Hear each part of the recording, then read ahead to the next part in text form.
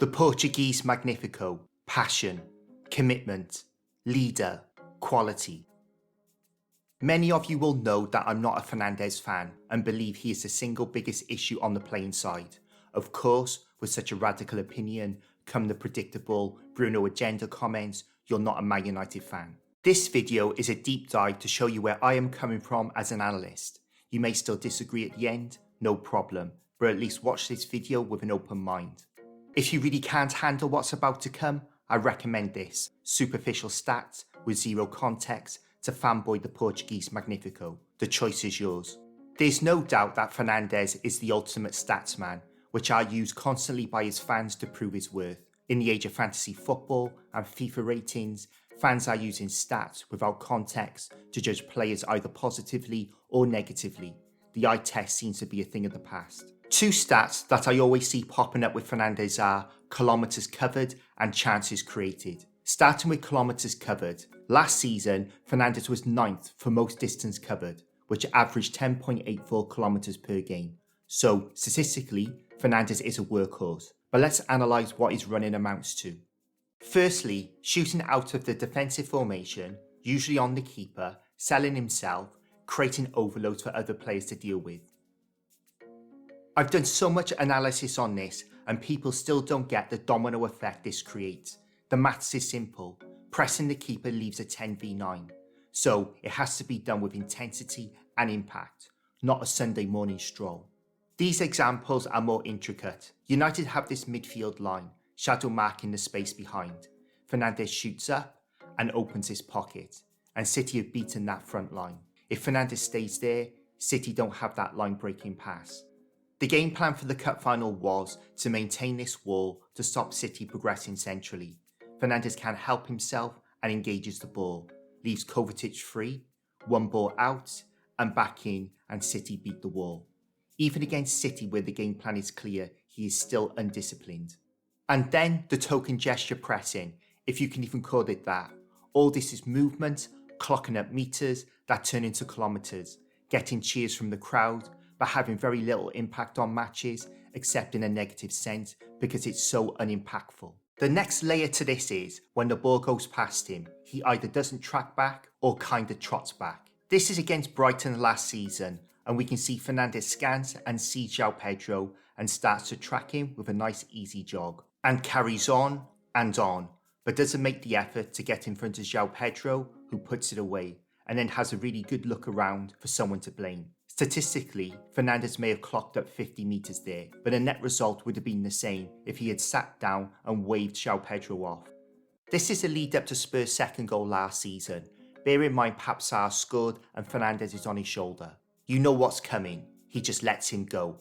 Again, into the blind side of everyone in the box. He's the only player who knows Sarr is making that run. Sarr scores and arms out again from Fernandes. Who else's fault could that have been? He's an absolute disgrace to the shirt. Similar situation against Tottenham. He is tracking Bentancur, but then just lets Bentancur run off him into the blind side of the defenders on that side. And Fernandes carries on into an area where there is no danger, and Bentancur scores. To be balanced about this, Eriksen shooting up created the space for Tottenham, but Fernandes is in position to cover this. He has to go with Bentancur. Eriksen even puts his arm out, calling this. He's looking across and can see what's unfolding.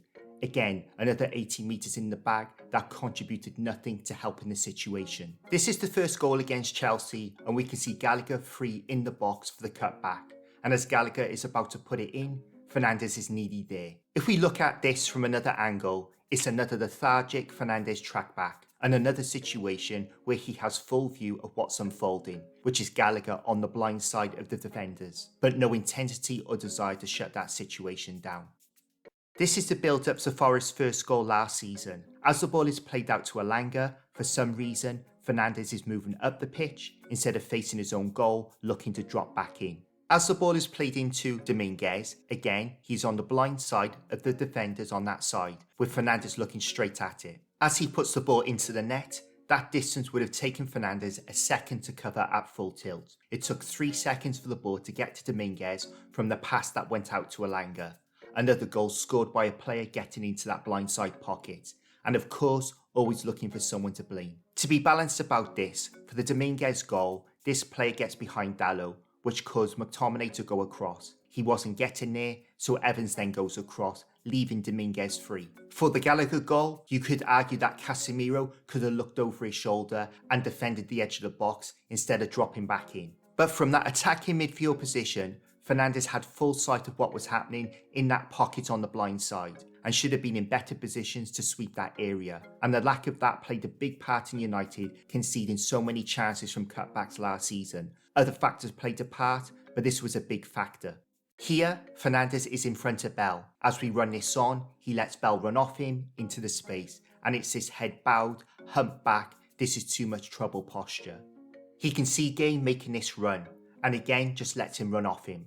And although we have the numbers in the box, Shaw is overloaded with Fernandes just watching, and Gay has a shot in the box, and then arms out again, moaning about a situation he should have prevented. These next examples, in my opinion, epitomise the lack of responsibility, honesty and integrity in the Portuguese Magnifico. I highlighted this at the time, Fernandes on Bowen, and just lets him run off him into the box for the first goal. I also called this out at the time. With this dogleg defence, opening this space, Fernandes has to drop in to help Dalot. Madueke then goes in field where United have the numbers, and we probably see that game out 3-2. With nothing in his vicinity, Fernandes is just standing, watching. Madueke goes for the space on the outside and wins the penalty. This is Fernandes at his buck passing best. As Palmer goes for the short corner, Fernandes' zonal mark in the near post is the only United player without a Chelsea player near him. Before the ball is played to Palmer, what does the buck passer do? Sticks his arm out to pass the buck. This is just incomprehensible to me. The instinct should be to get out. You've seen it, you deal with it. And if we go back to the point he puts his arm out, along with two others, the players closest are pretty much the same distance away, but are occupied with players. We can see Fernandes on Silva. When Silva plays the ball, he then makes this run.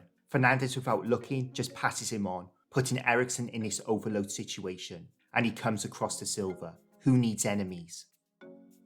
This final example encapsulates everything we have just been through and shows how the opposition see Fernandes as a weakness without the ball. Henderson has just played the ball back to Van Dijk. With no progressive pass, he can go back to Alisson straight away, but he holds on to the ball, looking over his shoulder at Fernandes. As Fernandes gets to him, he then plays the ball back. Why did he do that? To make sure Fernandes chases the ball to the keeper. Fernandes takes the bait. Henderson is now free, but they don't play the ball into him. To be fair to Fernandes, he has dropped back in, and note he is the closest to Keita. He has probably covered about 80 metres chasing the ball to this point. With the rest of United's midfield tied up, he has to track Keita, but he just lets him go. Shaw is now overloaded with Keita and Salah.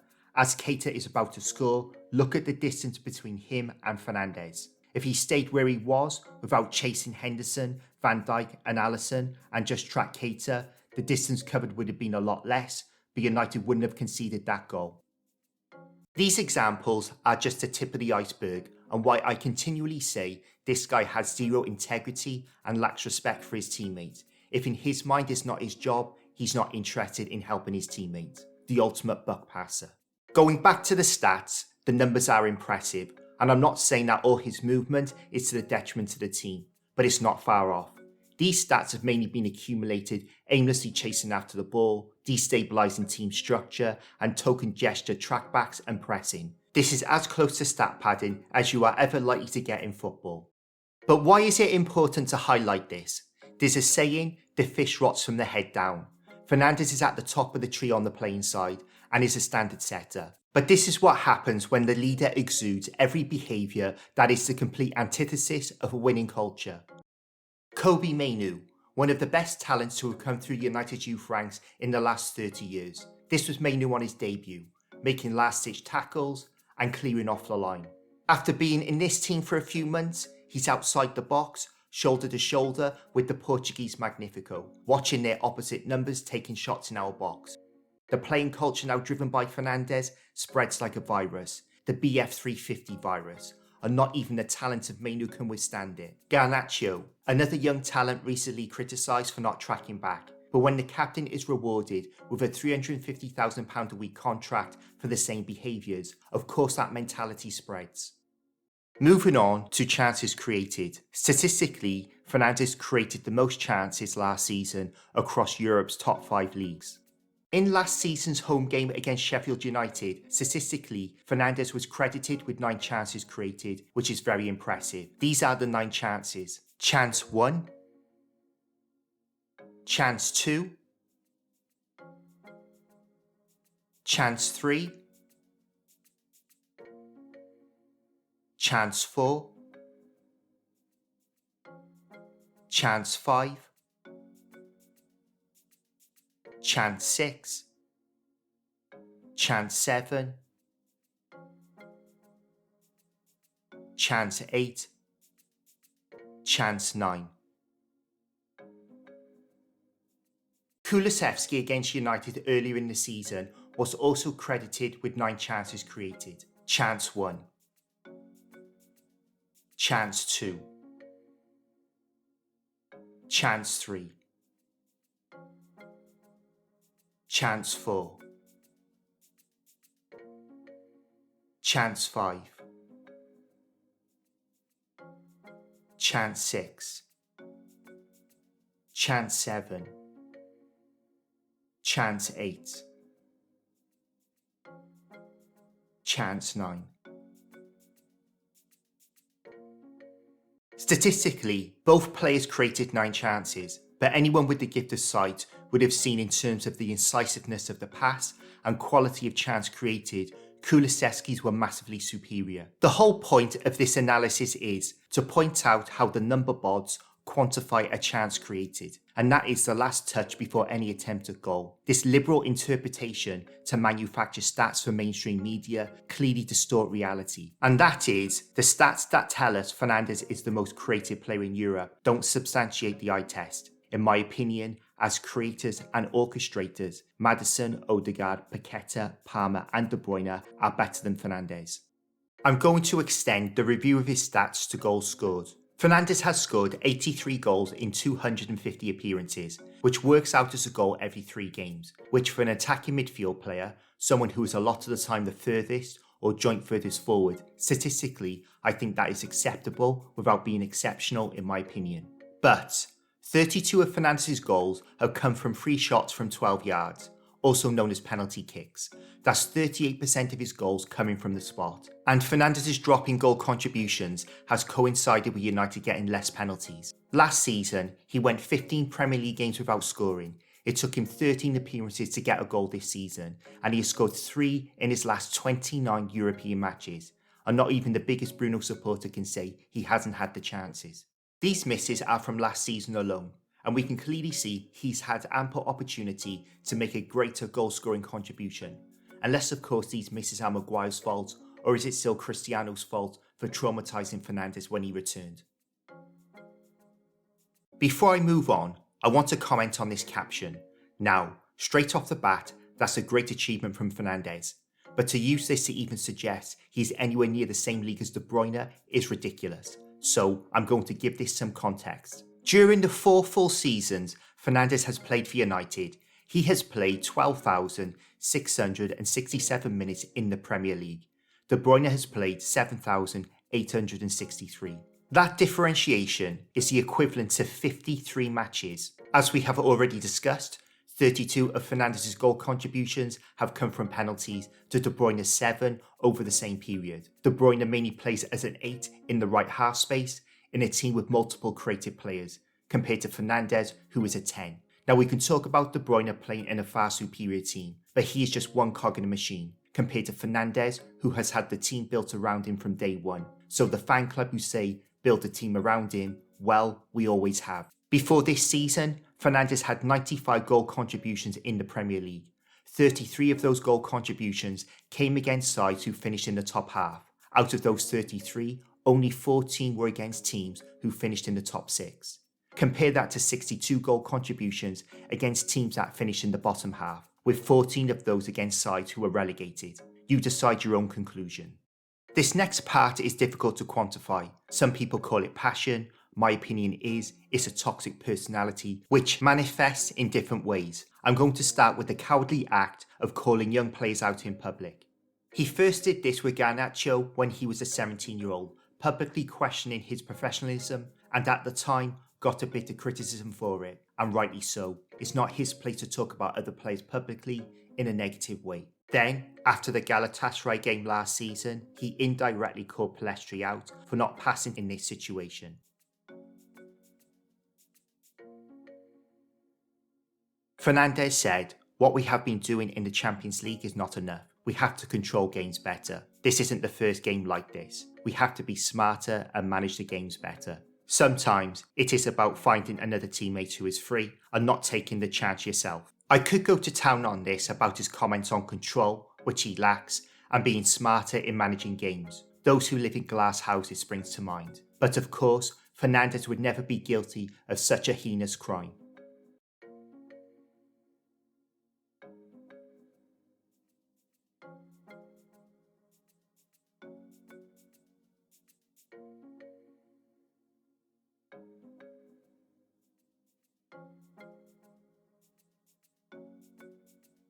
Both examples highlights the cretinous little weasel Fernandes is. Firstly, if Ronaldo didn't square it, nothing would have been said. Secondly, there have been plenty of noises about a lack of professionalism amongst some of United's first team since Fernandes has been there, such as Sancho and Greenwood, and he has said nothing. Young players with no clout are easy targets for Fernandes. Moving on to the impact his petulance has on the team, I don't think people truly appreciate or choose not to acknowledge the negative impact his petulant moaning and negativity has on the team. You hear sports stars talking all the time about staying positive, but this guy is like kryptonite to Superman. He drains positivity and energy out of the team.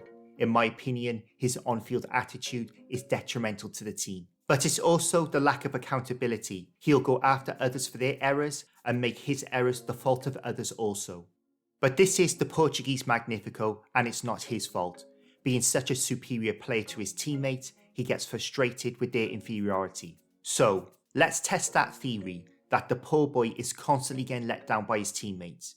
Now, for the Bruno fanboys and girls who are foaming at the mouth right now, go to any club website and find any player in a comparable position producing this lack of quality on such a regular basis. I always get the argument that he tries the Hollywood pass, always trying to push the envelope because of the lack of quality around him, and that his football intelligence is above the rest. All these examples are low tariff passes and don't even enter that territory. It's a constant giveaway, and these examples are not hen's teeth. They are just a fraction of the substandard play Fernandes produces on a regular basis.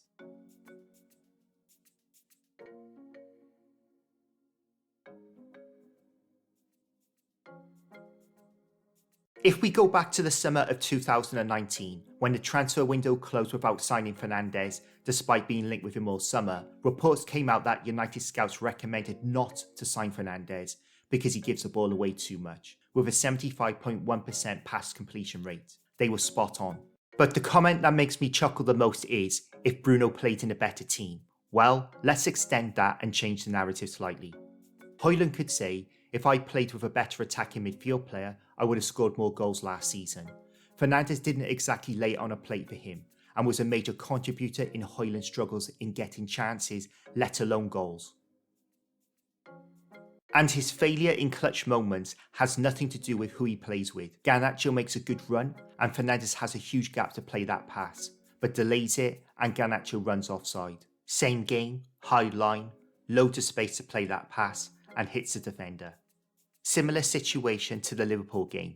Rashford makes this run. That's a decent gap to aim for, but he again delays the pass. The gap has now been closed by Ake, and Rashford is now offside. Same game, and this is when we were 1-0 up. Garnacho makes this great run. Acres of space in behind to play Garnacho in, but he checks back and puts that stupid arm out to slow the game down. Top players make other players play better. Fernandes, in my opinion, doesn't do that. When he starts taking care of his own game, then he can expect more from his teammates. This constant deflecting from Fernandes, blaming others for his own incompetencies is ridiculous. I mean, what if your boss pulled you in and said, I'm putting you on a performance review because of someone else's poor performance? And Luis Saha is the latest, by blaming Mainu and Eriksson for Fernandes' appalling start to the season. In what reality could anyone blame Mainu and Eriksson for this rubbish? It doesn't help our current plight when the Manchester United fraternity, in desperation, hype up certain players as being better than what they are and ignore glaring issues to save some face with the other clubs and supporters. How often have United fans dined out on Fernandes would get into any team? I don't think so.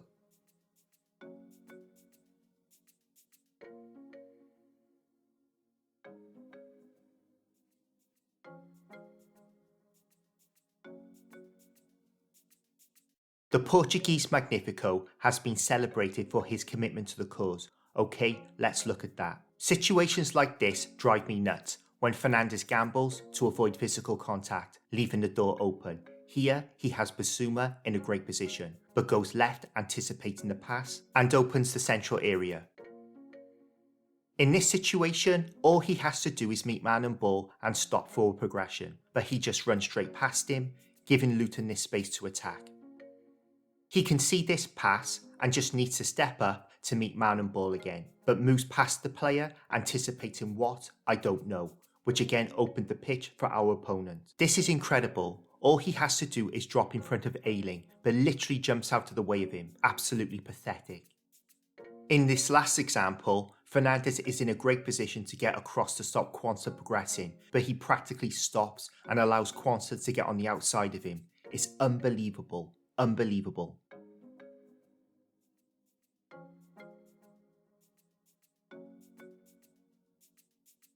And then we get the back turning on shots and crosses. FA Cup semi-final, 3-2 down, under the cosh, and he does this. Away to Brentford, turning his back, opened the goal, which allowed the shot through. Same thing against Sheffield United. Turned his back on that cross, and the ball goes under his leg. And then we get the token gesture tackles. He's got this tactic of planting his foot by the ball to give the perception that he has attempted a tackle. But what he is really doing is bottling it. In this situation, he's there before the shot, and in my opinion, can get a leg out to challenge for that. But to avoid that, he jumps around the other side of March, who gets his shot off that leads to a goal. Nice disguise. Same thing against West Ham. Gets there and can easily block that, but puts his foot down in front of the ball. Another goal. In neither of these situations was he at full stretch and could have easily have done something about both. Here, he flops a limp leg out and just lets McAllister go past him.